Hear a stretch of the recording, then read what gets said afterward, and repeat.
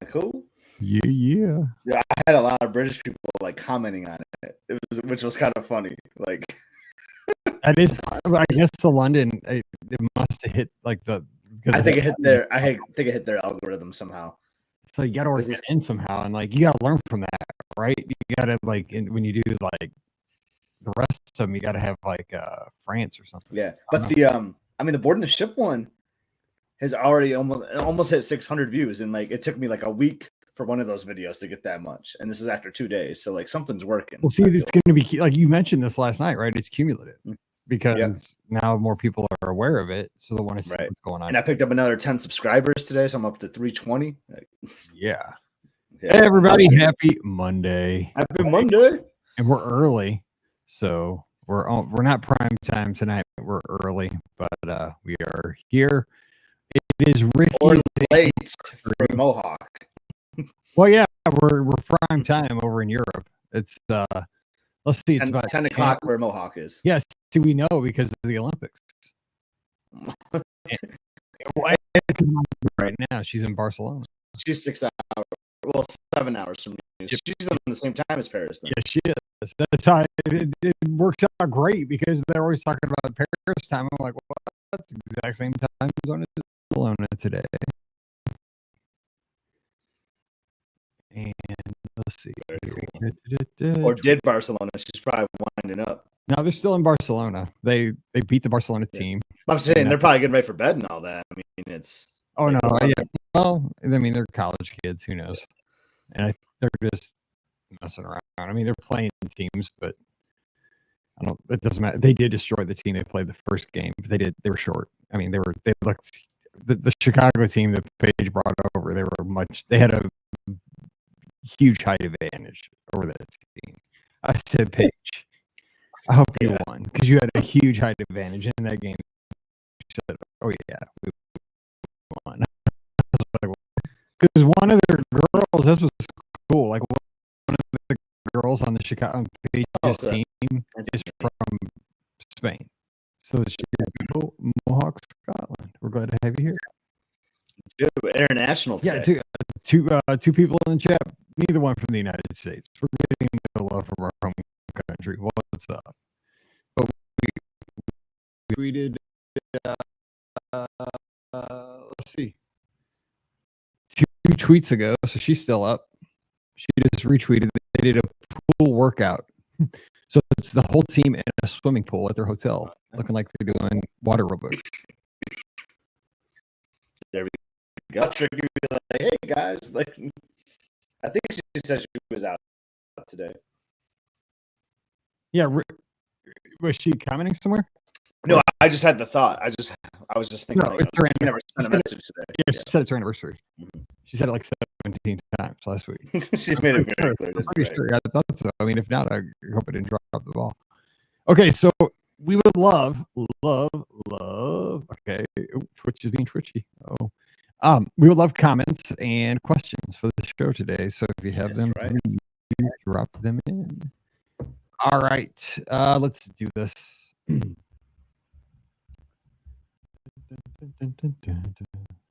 This will be episode 2530. July 31st.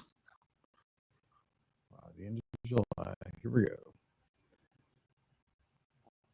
Welcome to episode 2530 of the Be Our Guest Walt Disney World Trip Planning Podcast. I'm your host, Mike Rallman from BeOurGuestPodcast.com and one of the senior agents over at the Magic for Less Travel. Happy Wednesday to you.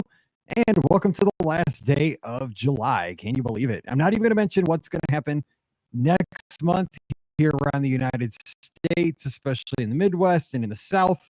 People up in the Northeast are still in the clear, but I'm not bringing it up. Enjoy the days as the sunsets get sooner. But you know what? Football is in the air. I hear shoulder pads cracking around here. They got the tweet from our Howl Vikings that the football jamboree is a mere couple of weeks away. So yes, my favorite time of the year is just right around the corner. It's going to be a beautiful fall. But today we've made it halfway through the week already. I mean, this is a great thing, and that means it is time for listener questions. Pam, just off one of her 7 consecutive cruises. I don't know if she's officially a pirate at this point. Maybe not. She has gone to the Caribbean, then she went and saw glaciers. We'll have to get the full report from her if she ever comes home. And Ricky celebrating her wedding anniversary as we're recording today. So happy anniversary to Brian and Ricky. I believe it's 18 years. So wow, Brian, well done, brother. I mean, we've put up with Ricky here on the show for 16 years. We should get something for that. But I mean, Brian, well done. No, we love you guys. We're just giving you a hard time. Happy anniversary to the 2 lovebirds there. So that just leaves Mike and Scott this week. So you get the morning zoo here. So Scotty G, join us for Must See Adventures. Check them out over on YouTube. What's up, Scotty G?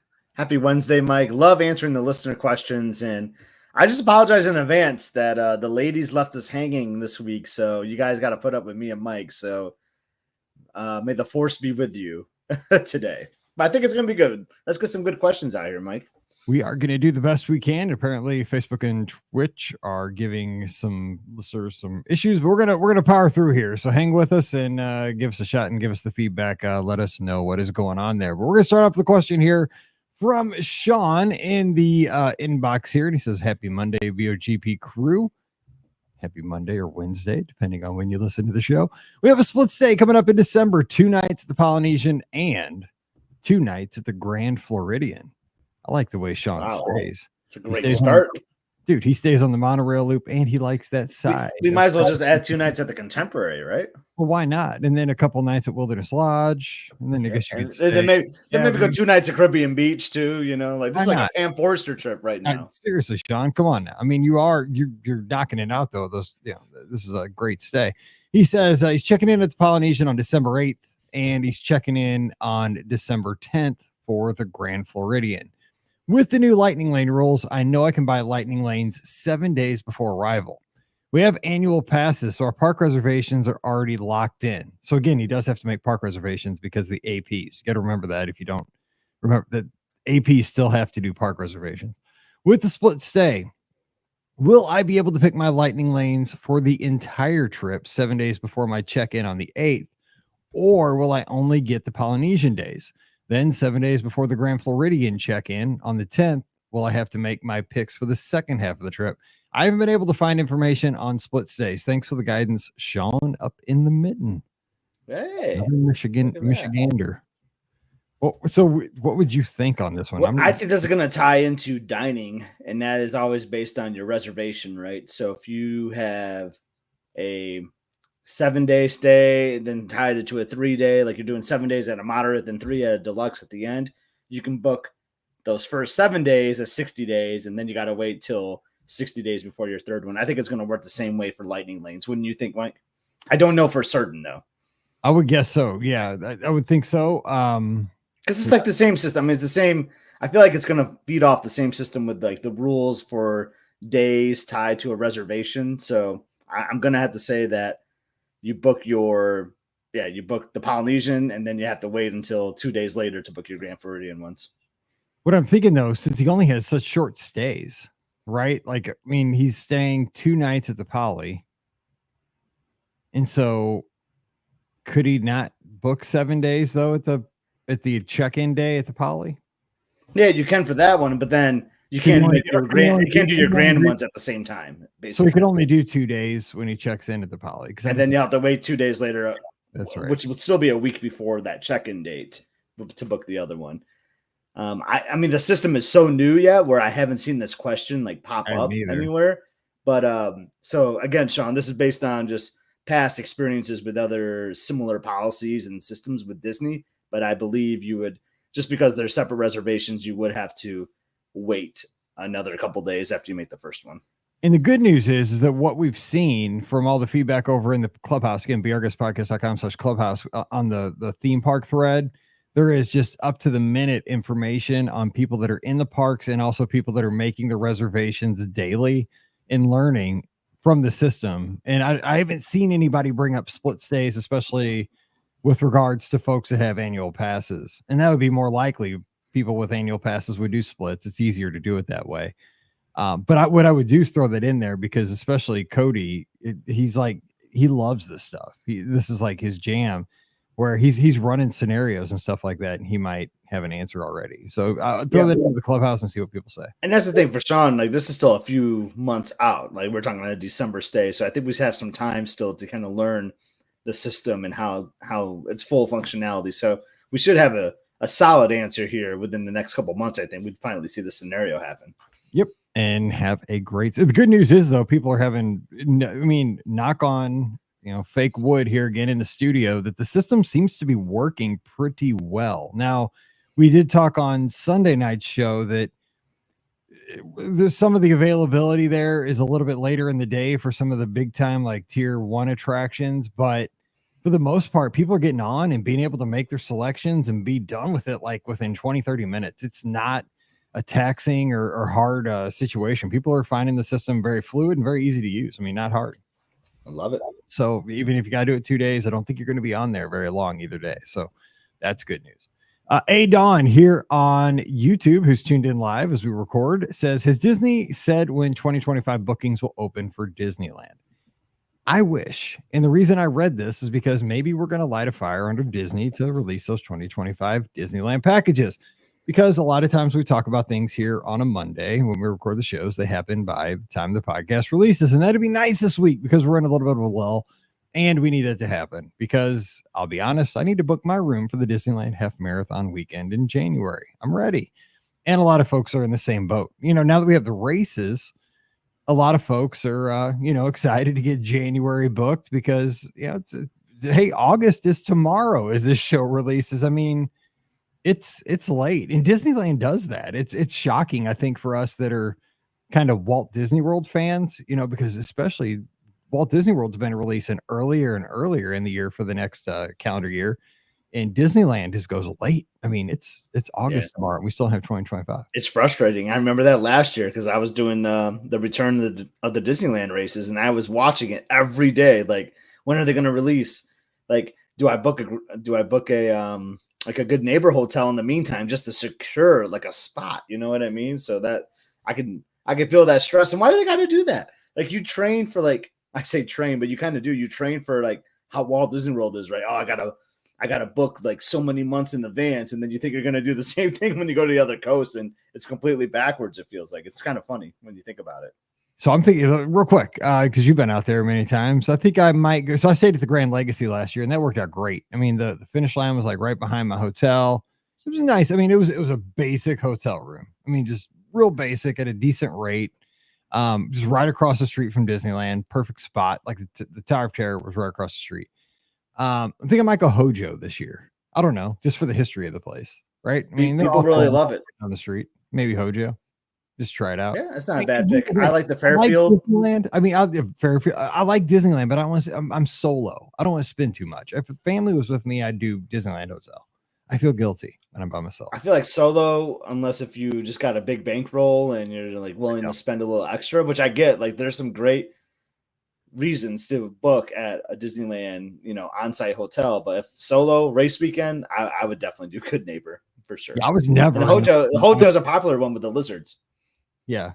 Last year I was in the room 0 except to sleep. I mean, zip, and it worked out well. It was a shower and it was a room. And that's really, but there's a little history to the Hojo Hotel, and I just kind of want to check it out, and it's right there. And, I just want to kind of go down the street to see what's going on. We'll see. I say go for it, Mike. I think that's the way to go.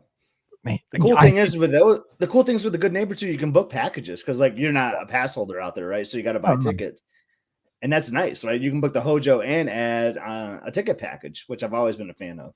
Yeah, totally. That's what I'm going to do. So I think that's probably what I'll go with. Because last year, remember, I had the Disneyland Villas booked. I had a deluxe studio. Oh, dude, I want to stay in that so bad. And I held it to the last minute. And then I was like, I will get killed by my wife if she sees what I'm paying for this by myself. And I'm glad I didn't in the end. As much as I would have loved it, I was never in the room. Like, I mean, I'm at Disneyland. Like, I wanted to be at Rancho del Zocalo. I wanted to be on Indiana Jones. I wanted to be over at DCA riding rides, And they also changed the start line compared to like how they used to do it. So we had friends, that booked the Disneyland Hotel thinking like, oh yeah, we're going to be close to the start line and all that. And then boom, they changed it on us. So that was kind of cruel. So it actually worked out to your advantage to switch. I know. Honestly. When they changed it, I went into the old like unofficial guide and looked at a map, and I'm like, what's this little hotel right here that I've never heard of? Even as a travel agent, I'd never heard of this hotel. I'm like, Grand Legacy. And it used to be a Ramada. It used to be a Ramada Inn, like, because it was like an old, I just grabbed one off the shelf. I didn't even look at the year. And it was a Ramada Inn back in the day. And I'm like, And it had just randomly had like a room available. I'm like, because it was late in the game, because I had a room booked. I wasn't worried about getting a package. It was super late in the game. I was like, but there's a room available for like half. It was less than half what I had booked. Yeah. I'm like, dude, I'm by myself. Am I going to save all that? Yes, I am. You're like, I'm going to buy 2 extra jackets at the expo now. Yeah, well, yeah, exactly. And it was like, it was one of those things, the timing of it. You'd just gone to Walt Disney World. I'd just run Dopey. Christmas had just happened. Dude, you're broke as a joke. It was like, that's a huge deal. And I saw pictures. It was fine. I wondered. Yeah, the Hojo is good. It gives you'll get to see more of like Harbor Boulevard, because like I know you haven't really gone down there too much in some of your past days. So it's kind of cool to see all the hotels and like the IHOP. Like I've had breakfast at the IHOP so many times, So it's kind of cool. Yeah. It's got the Wade Anderson legacy factor to it. He's in the chat. Let us know he stayed there back a few years ago. It's been a minute. His signature might be on one of the walls still. Exactly. I'll be looking for that. That's a feature, not a whatever they call it with that. All right, we have next questions from it's Ricky, but it's not Ricky Niblet. It's Ricki. Hello, BOGP team. My oldest daughter, who's 11 years old, made a travel cheer team this year. We'll be competing in Orlando in May. Oh, I smell Summit, or yeah, probably Summit. We are coming from Western Canada, and since we are traveling quite a distance, we decided to add a 4-night Bahamian cruise on the Disney Wish after the competition. It's our first Disney cruise. We're going to disembark from the Wish on Friday and are thinking we will stay 1 night at a Disney hotel and then fly back home on Saturday. My questions are, would we be able to take advantage of the free water park perk for 2025 if we're only staying 1 night? By the way, it's really hard to say water park perk, but I did. Water park? I think you can, right? I had to think about it. I didn't think if I said it right. Everybody right now, everybody say it together. Everybody around the world, water park perk. Okay, there we go. We all said it. But I think the way the rules are written, you can, even with 1 night, you get to check in. It's on your check-in day. Go to the water park for free. Yep. So I wonder if that's their plan, if that's Ricky's plan, right? Not even do like a theme park ticket, just do the water park perk. Ooh, that is hard to say. Yeah, no. We just want to keep saying it. Okay, well, let's continue. If so, would we be back from Port Canaveral to make it to a water park on time to be worthwhile on the Friday of disembarkation? Yes. Yeah, I say so. Yeah. Because what's the average or earliest time for disembarkation to get back to your hotel? I mean, so it depends on like what you want to do on the ship. If you're like in a hurry, right, you can keep your luggage in the room and walk off the ship, right, with your luggage, and that kind of gives you an advantage to go quicker. But if you want to leave your bags out the night before, let the room host take them, have a nice breakfast at Marceline Market and whatnot, I'd say like 8:30, 9 o'clock would probably be the time. When you think, Mike, maybe 8:30, 8. Yes, since you're first, you just did a Disney cruise recently, so this might be a little fresher in your mind. Yeah, well, so it's first Disney cruise for Ricky and his family here. So the way it works is for breakfast on your disembarkation day, which I would do because it's your last time to see your serving team, and I mean you're paying for that breakfast. Have it. So it goes by your dinner time that you're assigned. So first dinner will have earliest breakfast, and I think it's around 6:30 on disembarkation day. And then the late dinner seating will have a second breakfast. I think it's like 7:30. And so my time is off a little bit on that one. Well, no, it's like they rush you in and out, and it's real chaotic though on that breakfast morning of disembarkation day. Like everybody's got their luggage, but you can do everybody's got like their carry-on bags. You don't have like your luggage. Most people put that out the night before, and it's waiting for you when you get off the ship. But everybody's got like their backpacks and their carry-ons and stuff. There is a lot of stuff around the tables. But if you do the express walk off and you do keep your luggage, you can be off the ship. You're the first one off, and you could probably be to your hotel. I mean, if everything worked well and you do express walk off, which you can do if you keep your luggage and you walk off the ship, maybe a private transfer, 9:30, 9 o'clock That's probably the earliest you would get to your hotel, 9:30. And if you did that, I mean, you could be at the water park by 10. That's probably about the time it opens. You could have a full day. Yeah, you could. I did this on that Memorial Day weekend trip we did, a couple of years ago, and I walked off the ship because I wanted to go to Epcot and ride Guardians. And I remember I took a picture of us as we left the ship. So we left the ship at 7:57 a.m. So I was off the ship at 8 a.m. Wow, that's early. And then I took a selfie. Did you have breakfast on the ship, like sit down breakfast? We may have, or we might have just skipped. I honestly can't remember. I don't have a photo of breakfast, so I probably didn't because you know me. I camera eat first. Yeah, exactly. But so we parked there. So we rented a car. So if you had a private transfer, it would be similar, right? Like having your car ready there for you to go. I have a selfie of us in front of Spaceship Earth at 9:30. So an hour and a half later, we were inside Epcot, parked and everything. Yeah. So it came. Okay, so that makes sense. Yeah, so that works. Okay, and he says, and finally, if doing the above plan, what hotel would you recommend staying at? We won't be going into any of the parks and may do a water park and or just have a pool day at our hotel and maybe visit Disney Springs for dinner. I'm thinking Old Key West, Saratoga Springs, or Animal Kingdom Lodge because I've always dreamed of staying in a Savannah View room, but I'm also open to other suggestions.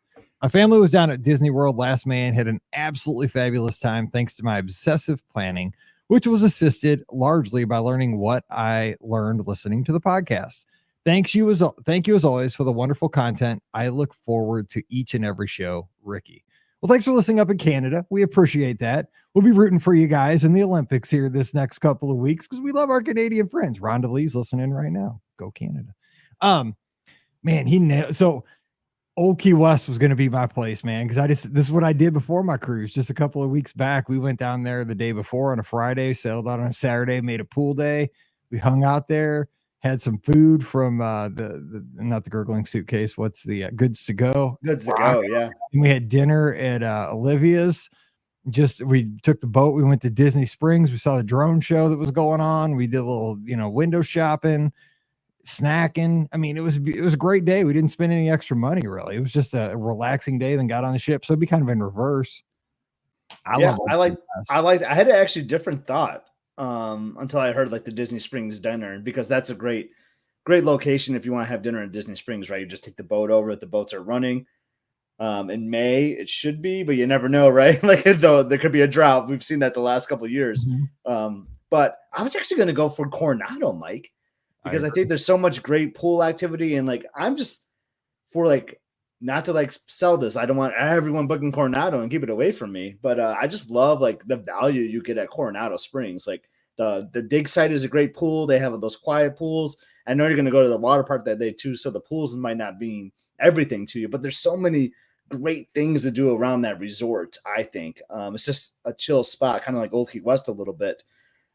So I could go either way. I mean, since Ricky actually put Old Key West as an option, I feel like as an owner there, I am obliged to say you have to go Old Key West. So that is going to be my final answer, but don't rule out Coronado either, though.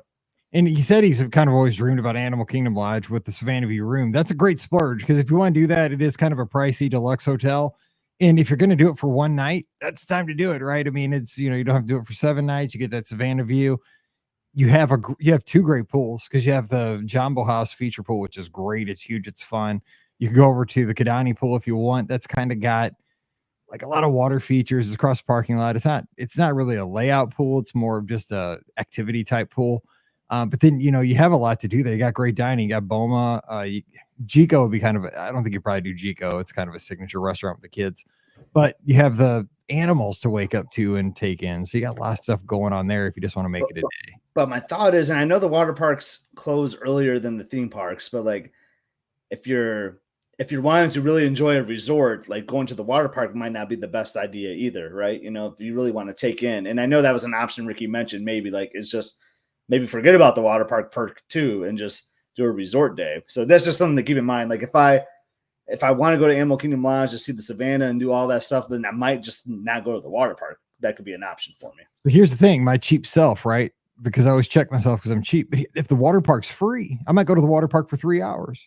You know what I'm saying? You don't have to be there all day. And it's hard to be at a water park all day. It really is. Exactly. But I mean, if I'm not paying for it and if I get to Walt Disney World at 10 o'clock in the morning, I might do this till my room's ready.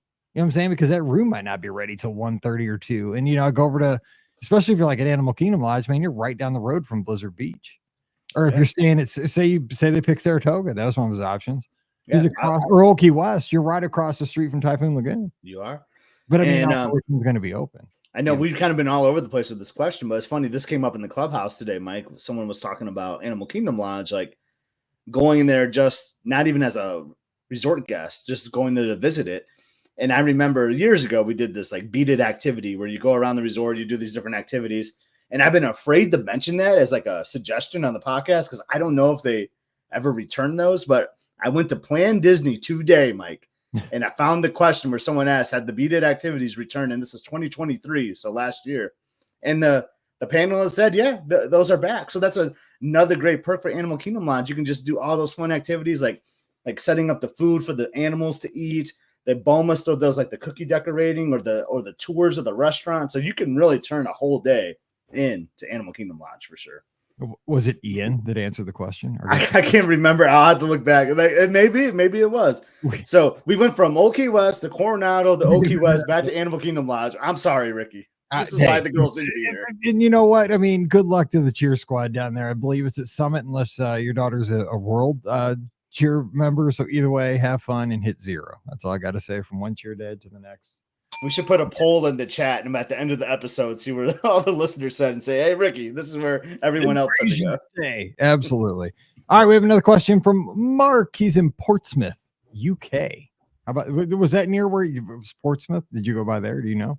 I don't know off the top. There's a lot of port happening on in the UK, I feel like. Scotty G's got a lot of views from his friends over in the UK. I do. I love it. Adventures this week, and he loves UK. I wrote their, you know how to take notes? I wrote like Mark Portsmouth, like that was like someone's name. There you go. It's kind of funny. It's Mark Dunn, but here we go. Hey, Mike, Ricky, and Scott. Just listened to your great podcast about the Disney Olympics. Very funny. Well, I have a dash I had to make back in January of this year. My wife and I visited Epcot. Like to get there at 8:30 for resort guest entrance. We had a great day. Got to about 2 p.m. Went over to Beaches and Cream. Had an ice cream. Then went for a stroll in Yacht and Beach Club. Found the store.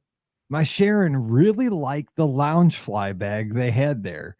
Minnie and Mickey stripe in design. I said, would you like it? She said, I'll have to think. So we moved on. Okay. Ready for this, Mike? It got to be 8:30 and we were sitting near Creations.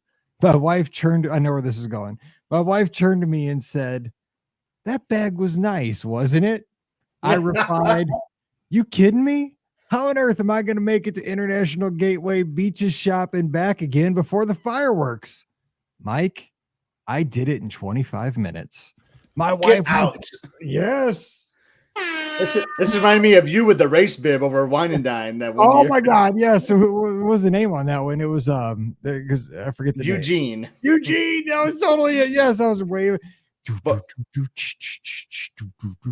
I got to hear about Mark's dash. So I'm trying to picture this. He's in Connections.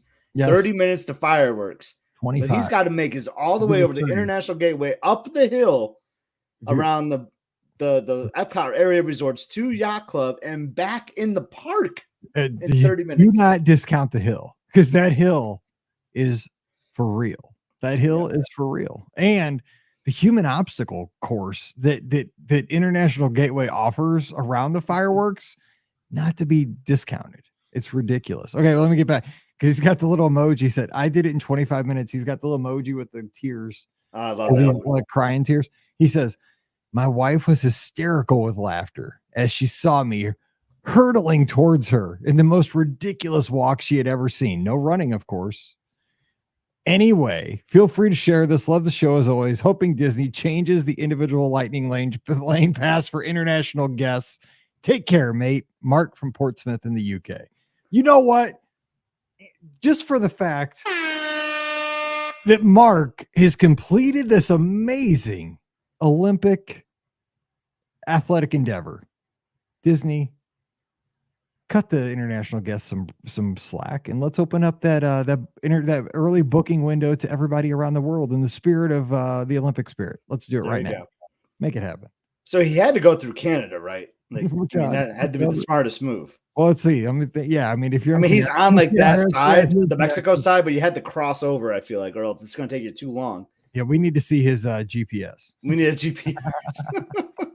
Congratulations, Mark. Good job for getting the launch fly. Well worth it.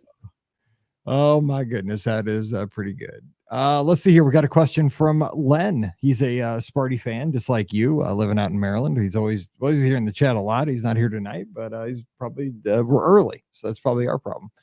It says, "Hey Mike, Jen and I are considering taking our first Disney cruise sometime in the future on Disney Cruise Line. We'd like to get a room with a veranda. Based on your description of the different levels of the Disney Cruise Line loyalty program and their ability to book earlier than the general public, will we find it hard as first-time cruisers to reserve a room with a veranda? Thanks, Len and Jen in Maryland." So Scott, talk about how that works with booking, because somebody that's never booked maybe doesn't know actually how you book a stateroom for the first time. So when Disney Cruise Line releases like new itineraries, right, they'll have like they kind of do like the summer and then like winter or fall. They'll have like these seasons. Basically, it's like a 5 to 6 months worth of sailings. They'll post at a time, something like that. They will open it up right to those higher tiered cruisers first. So like if you're at this tier, you get a 1 to 2 days before the next tier to gold, and then silver gets a shot, and then first time cruisers get a shot. So unless if it is like a super popular sailing, right, where everybody just happens to want to book this one sailing, chances are, even as a first-time sailor, you're going to find a few verandas available, because there are a lot of verandas on these ships. There really are. That's the most, Mike, as a travel agent, I would have to say that is the most popular room category, right? Maybe Disney Cruise Line ships, even back in '98 when they launched the Magic, they were noted because they built their ships to have, I think it's about 70% veranda stateroom, 75%. I mean, that was like they really kind of changed the industry. When you look at any of the 5 ships, they're mostly veranda staterooms, and they're also their staterooms are built for families. They're bigger than your average stateroom too. For sure. So and some will have obstructive views, right? Some of them, and they'll say that in the category type, right? It'll say like if you're on an older ship, they'll have like the navigator's veranda, which actually those rooms look kind of cool to me, honestly. I like the look of those. Yeah.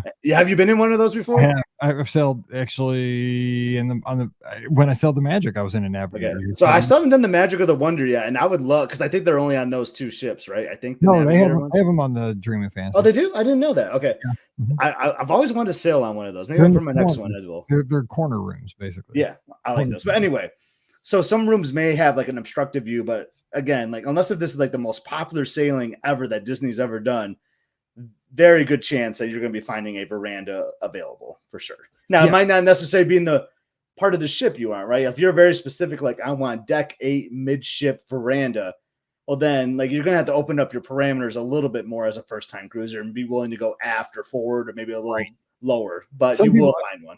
I mean, it's just like, as you become an experienced Walt Disney World traveler, like you might want.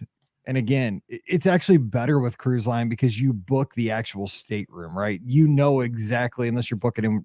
This is a whole nother thing. Like this is like guaranteed staterooms. Like, right. I mean, this is like getting into, the diamond, ski runs, right? Guarantees where you book and they assign it later. It's because they overbook, kind of like the airlines, but that we'll talk about that later. But when you book a stateroom, for the most part, you book the actual stateroom. You know exactly where you're going to be on the ship. You book the stateroom, you're set to go. When you book Walt Disney World or Disneyland, you book a standard view room, but you don't know, like at Caribbean Beach, really, if you're going to be in Jamaica, Aruba, Martinique. I mean, you can that's almost like the guaranteed. I never thought about that. Like, right, I'm guaranteeing this room class or higher, maybe, because sometimes you might get upgraded. I don't, but right. I mean, like I hear it happens. Like when I book Coronado, like I hope I'm in the casitas, but I could be in the ranchos, I could be in the cabana, and I'm fine with it. You don't know. I mean, but the thing is, like, on a cruise where you're going to be, and like some people want, like, I want to be on the hump, and like, like, okay, that's these family veranda staterooms that the ship slightly kind of curves out a little bit, so your veranda's maybe like a square foot bigger, because of the curve of the ship. But I mean, people that are in the know are in the know, right? You get a little bit more if you book an aft veranda. Those are bigger for the same price, but you're facing the very back of the ship, which I love. I call them the dance floors. Like, dude, those are awesome. They're awesome. But I mean, it's a different perspective. Like you're facing the wake of the ship, and they're louder because you're over the engine, but it's awesome. I love them. Like but some people don't like them. Some people love them. It just depends on what you like. But yeah, you can almost always, even as a first time cruiser, get a veranda almost every sailing as long as you book within the first couple of months of release. But you mentioned like the popular cruises, like the ones where you might not are like the Panama Canal cruise, because a lot of times, because there's only one of those, right? The Panama Canal cruise doesn't happen like more than once. It goes through the Panama Canal once, and then it stays out there to do Alaska. And then it'll come back, 6 months later, back to and it's super popular. People want to do, like, I want to do that when I retire. It's kind just of be like open to like floor plan, like decks, but like we were saying. But yeah, I personally love aft. Aft is my jam. Like Elizabeth sometimes like gives me some crap about it a little bit. Like, why are we always in aft? Like we're further away from the elevators and all that, depending on what ship you're on. And like I just love being in the back of the ship. I don't know. That's just my thing. I always book aft too, because the way I see it is, for how our family dynamic is on the ships, aft is perfect, because if you go down, you have the adult areas with Disney Cruise Line. So you got like the Tube or Evolution or what have you, if you go down. And if you go up, you have the like where you get breakfast, like Cabanas is right there. Yep. Mm-hmm. So that's pretty much a lot of my needs, and then you just go forward for the other. See, I thought yours would be closer to where the ice cream machine is. You do have to walk a little farther to the soft serve. You do, because I think that's forward, I believe, on most of those ships. It's deck forward, Laporte. But yeah, it's what they need. I was just thinking about this. Not to go on this, but like they need 2 ice cream offerings. The traditional one never used to, like deck forward 14, but they need one like on deck 4 or 5 or somewhere like in the middle, so that you can have, so you don't have to always go up, right? Wouldn't that be nice? And what about another soda machine? Like, because you got to go up to deck 11. Yeah. And here's the other thing about the dream and the fantasy, right? They only have Coke Zero on the port side. That's so weird. That's so weird. Yeah. That is so weird, because they have Coke Zero, but they don't have it on the starboard side machines. They only have it on the port side machines. So, like, what if your stateroom, I think about the stupidest thing on cruises. What if you are somebody that booked on the starboard side? Because we had a starboard side stateroom, right? But I know this because I've sailed so many times. But what if you stayed on the start? Like, you only got your drinks because you're just a creature of habit. You only went to that machine. You just never explored, because, like, oh, they're probably exactly the same. I mean, I would think they're exactly the same, but I know, like, I tell Pam all the time, like, where are you going? We got to go to the other side to get the Coke Zeros over there. Like, she'd, get a slice of pizza and start walking towards those ones on that side. And I'm like, no. Those are the Diet Coke machines. What are you doing? So I got some thoughts. I don't want to do like a comparison of the 2 cruise lines, but like I will say in quick, I like Royal's soda, what they have going on with their soda, a lot better than Disney. And I can talk to you offline about why I think that. For your soda on Royal Caribbean, okay. Dude, I paid like $100. Okay, so you do, but it's worth it to me, because this I'm gonna go there then, Mike. There is pros and cons. There are pros and cons, right? Because you have to pay for it. The mug, yeah, I don't remember. But the best part of it is that at a Royal, if you're on the soda package, you could be at a lounge doing trivia or whatever. You can go up to the bar; they'll give you the soda. Yeah. So because the other stuff, it's freestyle machines, and we both know Oh my God! Clear. If you're president of the United States, you're banning. You got that right. So I don't like the freestyle. They had one in Sorrento's. Every time it was flat, it was nasty. So I just always got one at a lounge. Yeah, and it didn't matter what lounge it was, so I didn't have to go up to the top deck if I'm doing trivia and come down with like 6 cups of soda for my family. You know what I mean? Like, because you always send a runner up, right, to get all the sodas. That's why I got my steps. But the problem is you do have to pay for it. And I think that's why, like, I mean, Disney can't do that because they don't want to give free soda everywhere at every lounge. They want to make you work for it a little bit by going up to deck 14. That's basically what they do with the beer on Disney Cruise Line, right? Because you get the token and the mug, and you can get it at the bars and for sure. Around your but it was nice, man. I would just be doing trivia at a lounge, and like I could go for a Diet Coke right now. I don't have to go up to deck 14. Boom! I could just show my key pass and be a Diet Coke. I'm tight. I'd rather walk than save the money. That's just me. I'm cheap. That's like my mind. But I mean, it's built into the cost of the cruise. That's the way I look at it. Like I just mentally put that in the cost of the cruise. It's not free. I mean, it's built in. I mean, it's totally, you pay for it because. And I know we got more questions, but really quick, you would love the UK because they don't have Diet Coke. It's all Coke Zero. There are no. Oh my God! Yes. There are no diet drinks in the UK. So I like Diet Pepsi. So if you watch the second episode of our European trip, you'll notice I was drinking Pepsi Max, which is like the equivalent, I think, to like Coke Zero. They don't do diet sodas. So I thought of you like, oh, Mike would love this. It's Coke Zero everywhere. God save the king. That's good stuff. There you go. I like that. Oh, Now I'm rooting for not only just rooting for Canada, I'm rooting for Great Britain. Let's go. Okay, all my countries are moving up the list here. I like Who knows? It might just be a states thing only, maybe. I don't know. Because now I'm thinking, I don't know if I saw it in France either or any other places we went. I don't know. Yeah, who knows? All right. So last email here for today is actually a little feedback. Jennifer, who has been over in the clubhouse, she sent me an email just a couple of days ago, and she said that she had a little feedback she wanted to share with everybody. So I thought I'd throw this out here. She says, Mike, my family starts our Disney trip this Saturday, and it was going to be on July 27th, with our first park day on the 28th. I was stressing about the timing of the new Lightning Lane program dropping, but this morning went super smooth. By 7:08 a.m., all Lightning Lanes were fully booked for our 4 days in the parks with no issues. She says some notes. Tiana's Bayou Adventure was the only pass that I tried for that I wasn't able to get early in the day. The earliest we could get was 5:15 p.m. The system won't let your passes overlap too much. Based on what I ended up with, it looks like there's a 15-minute tolerance. Tower of Terror, 9:10 to 10:10. Slinky Dog Dash, 9:55 to 10:55. Soarin', 9 to 10. Living with the Land, 9:45 to 10:45. Also, I had the thought a couple of times over the last week. I know that you usually book trip reports months out, but if you have availability, I'd like to talk about it when I get back. And she gets back on August 3rd. So she said she just wanted to share this so that people know that she got on it. She had her Lightning Lanes done within 8 minutes of the day starting. She only had issues with Tiana's not being available. And this is what we were hearing because this was put in, and we're hearing this as the days have moved past, that it's really just the e-tickets that are kind of showing available. And about that kind of same time around dinner time, they're not loading them in early in the day. And I think that's kind of how they're kind of like in internet terms, they're kind of throttling, I think, the availability a little bit that way. Makes sense to me. Yep. All right, let's see. Cool. Maybe we have time for one more. That was some good feedback. That was some good feedback from Jennifer. All right, let's go one more. Because there's the words golf's in this one, and you're here, so let's get that's a good one. It's from the UK. I mean, what's up, dude? This is the international. Dude, I'm like all of Mr. UK right now. I got to work on my accent. Oh, feedback though, instant feedback. It's all over Europe. So no diet soda in Europe. It's all like the Coke Zero or the Pepsi Max. Look at that. I feel very British today.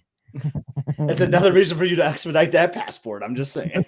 I'm saying that's stalled. I don't think we got. You don't have to worry about port side or any of that. Like you just wherever you go, Coke Zero. All right, this is from Rachel in the UK. RACHAEL. You know that's very British. Hey, Mike, love the podcast. I finally convinced my partner to book us a 2-week trip to Disney World in September of 24. We're staying at Riverside. He's never been before and thinks Disney is for kids. What can I plan to show him? This isn't true. He loves Star Wars and sports, especially golf. I was thinking of taking him to a Disney golf course. Is there any course you would recommend? Thanks, Rachel. Let me just tell you, I know my brother from another mother. He's going to say 3 little letters, and it's going to be L, B, and V. Those are the 3 letters. He's a good golfer because that course is challenging, but it's pretty. And it's right. I mean, you basically golf right through Riverside too. Right. So that's why this is why I always recommend LBV. And you with me on this, Mike, is that, and not that your partner doesn't sound like they're very into Disney, right? Or they think it's for kids. So, but to me, LBV is the most Disney course because I feel like 15 of the 18 holes you see a resort or Disney Springs. And as a Disney fan, that's what I want, right? I want to see the resorts. I want to see Mickey stuff, things like that. But if you go to the Palm or the Magnolia, which we played, Mike, just feels like a regular old golf course wherever you might play, you know. But these courses aren't going to be like how they are in the UK. I'll just say that. Like these aren't link style courses. So, but they're championship courses. You go to the Palm of the Magnolia, the first hole talks about where Tiger Woods had to shoot a whatever on Sunday to beat out Ernie Els. Like that is just so cool for all the history. Yeah. And then you get on the tee box like, I should not be playing a course where Tiger Woods competed against Ernie Els. Right. Like I'm a sucker. I know. You feel like out of place. What are we doing here? Exactly. But Lake Buena Vista is my favorite one. It goes to the resorts. There's some cool holes too. Like I love the 4th hole where you're surrounded by on both sides of the village. You got a fountain that you got to kind of hit your tee shot over. there's the short, famous par 3 that's, you kind of, Key as you pull into the resort is to your left, but when you pull into the resort to your right is like the pond on that one green where we all have hit hundreds of golf balls into that pond, I feel like. So I got to go LBV. That's gonna be the one that I think will catch their attention the most. Yeah, I would totally book a round at Lake Buena Vista. And I don't know, are they still doing the Sunrise 9? That's like the greatest deal out there. Because I mean, obviously you want to spend time with. They're going for 2 weeks though. That's the beauty. You can play 18. Yeah, I mean September. I mean, it's gonna be a little hot, so I definitely recommend that early tee time. And one thing to note, because Wade and I got paired with these guys once from Ohio, where they thought like you had to wear pants on the course, because a lot of courses, right? Like, country clubs or whatever have like dress codes. So this guy like packed, it's hilarious, but he packed for like a summer trip, like it's July. And then he was like, oh man, I think I had to wear pants. So he like rented an Uber and went to the store, like Hawaiian shirts and golf and shorts. So just know, like, yeah, I mean, you definitely want to wear like a golf shirt. Thing means. I mean, we had a blast. We got out there, Phil, Wade. We shot around. You don't have to be great. You're average person to get out there and have a good time. I mean, I'm just